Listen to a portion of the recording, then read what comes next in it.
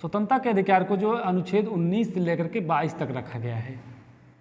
अनुच्छेद 19 से लेकर के अनुच्छेद 22 तक जो है स्वतंत्रता के अधिकार के बारे में बताया गया है। उसके बाद आता है शोषण के विरुद्ध अधिकार। शोषण के विरुद्ध अधिकार जो है अनुच्छेद 23 से लेकर के 24, अनुच्छेद 23 और 24, अनुच्छेद 23 और 24 में जो है शोषण के विरुद्ध के अधिकार के बारे में बताया गया है। वहीं उसके बाद आता है धार्मिक स्वतंत्रता का अधिकार।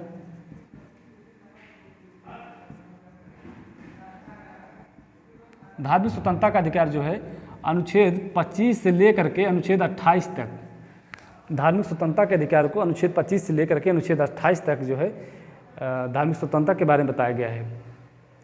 उसके बाद आता है संस्कृति और शिक्षा का अधिकार जो है अनुच्छेद 29 से लेकर के 30 के मध्य रखा गया है।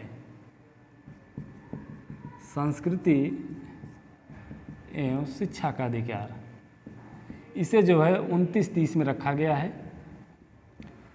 उसके बाद आता है हमारा संपत्ति का अधिकार, जिसे बाद में हटा दिया जाता है।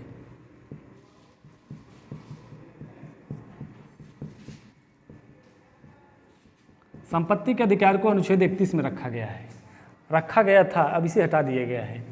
उसके बाद आता है संवैधानिक उपचारों का अधिकार। उपचार का अधिकार, मौलिक अधिकार का जो हनन होगा उसके उपचार का अधिकार है, और ये जो है अनुच्छेद 32 में रखा गया है।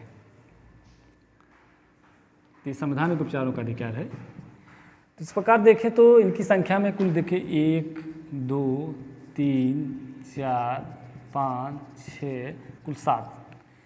तो जब हमारा मूल संविधान लागू किया गया था उस समय मौलिक अधिकार में कुल 7 मौलिक अधिकार थे, लेकिन ये जो छठा अधिकार है जिसको देखिए, छठा अधिकार जो अनुच्छेद 31 में रखा गया था, इसको जो है 44वें संशोधन के तहत, 44वां संशोधन 1978,